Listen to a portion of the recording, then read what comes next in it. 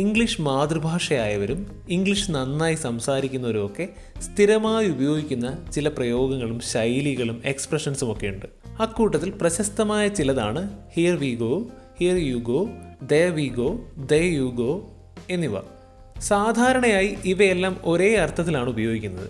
എന്നാൽ ചില സാഹചര്യങ്ങളിൽ വ്യത്യസ്ത അർത്ഥങ്ങൾ കിട്ടുന്ന രീതിയിൽ ഇവ ഉപയോഗിക്കാറുണ്ട്. നമ്മൾ ആർക്കെങ്കിലും എന്തെങ്കിലും നൽകുന്നു എന്ന് വിചാരിക്കുക. അപ്പോൾ ഇതെടുത്തോളൂ എന്ന് പറയുന്നതിന് പകരം ഹിയർ യു ഗോ അല്ലെങ്കിൽ ദെയർ യു ഗോ എന്ന് പറയാം. ഇത് രണ്ടിലേതുപയോഗിച്ചാലും അർത്ഥത്തിൽ വ്യത്യാസമൊന്നുമില്ല.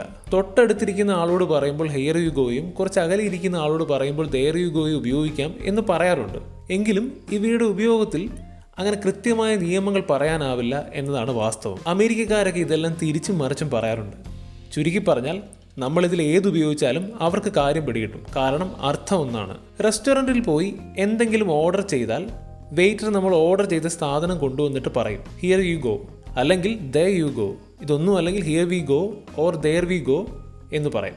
മറ്റൊരു ഉദാഹരണം നോക്കാം. നിങ്ങൾ നിങ്ങളുടെ സുഹൃത്തിനോട് ചോദിക്കുകയാണ് can I borrow your pen? അപ്പോൾ ആ സുഹൃത്തിന് ഹിയർ യു ഗോ അല്ലെങ്കിൽ ദെയർ യു ഗോ എന്ന് പറഞ്ഞുകൊണ്ട് നിങ്ങൾക്ക് പേന തരാം. ഇനി ആരെങ്കിലും നമുക്ക് വേണ്ടി ഒരു കാര്യം ചെയ്തു എന്ന് വെക്കുക. ഉദാഹരണത്തിന് എൻ്റെ ഫോൺ കേടായി. ഒരു സുഹൃത്ത് അത് ശരിയാക്കി തന്നു. ഫോൺ ശരിയാക്കി എൻ്റെ കയ്യിലേക്ക് തരുമ്പം അവന് പറയാം there you go, it's fine now. ഇവിടെ ദേ യു ഗോയ്ക്ക് പകരം ഹിയർ വി ഗോ എന്ന് വേണമെങ്കിലും ഉപയോഗിക്കാം. ഇവിടെയൊക്കെ here you are, there you are എന്നീ എക്സ്പ്രഷൻസ് ഉപയോഗിച്ചാലും അർത്ഥം സെയിം ആണ്. എന്തെങ്കിലും ഒരു കാര്യം തുടങ്ങുന്നതിന് മുമ്പ് അല്ലെങ്കിൽ ആരംഭിക്കുമ്പോൾ ഹിയർ വി ഗോ എന്ന് പറയാം. ഉദാഹരണത്തിന് നിങ്ങൾ ചെയ്തു തീർത്ത ഷോർട്ട് ഫിലിം പ്രദർശിപ്പിക്കുകയാണ്. ഒക്കെ സെറ്റ് ചെയ്ത് പ്ലേ ബട്ടൺ അമർത്തും മുമ്പ് പറയാം ഹിയർ വി ഗോ. ഇനി അതുമല്ല, യാത്ര പുറപ്പെടാനായി വണ്ടിയിൽ കയറിയിരുന്ന് വണ്ടി സ്റ്റാർട്ട് ചെയ്യുന്നതിന് മുമ്പും പറയാം ഹിയർ വി ഗോ. ഇനി എന്തെങ്കിലും കാര്യത്തിൽ ആളുകളെ എൻകറേജ് ചെയ്യാനും വിജയങ്ങളിലും നേട്ടങ്ങളിലും എല്ലാം സന്തോഷം പ്രകടിപ്പിക്കാനും ഒക്കെ ദെയർ യു ഗോ ഉപയോഗിക്കാം. നിങ്ങളുടെ മകൾ സൈക്കിൾ ഓടിക്കാൻ പഠിക്കുകയാണ്. കുറേ കഷ്ടപ്പെട്ട് ഒടുവിൽ ആരുടെയും സഹായമില്ലാതെ അവൾ സൈക്കിൾ ഓടിച്ചു തുടങ്ങുമ്പോൾ നിങ്ങൾക്ക് പറയാം there you go, you did it. അപ്പോൾ നമ്മൾ അവളുടെ നേട്ടത്തെ അനുമോദിച്ച് എൻകറേജ് ചെയ്യുകയാണ്. ഇനി നമ്മുടെ കോളേജ് ക്രിക്കറ്റ് ടീം കളി ജയിക്കുമ്പോൾ നമ്മൾ ആ ടീമിൻ്റെ ഭാഗമാണെങ്കിൽ ആവേശത്തോടെ പറയാം there we go, we did it buddies. ഇനി നിങ്ങളുടെ കൂട്ടുകാരുടെ ടീമാണ് ജയിച്ചതെന്ന് വെക്കുക. അപ്പോൾ അവരെ പ്രശംസിക്കാം there you go, you did it.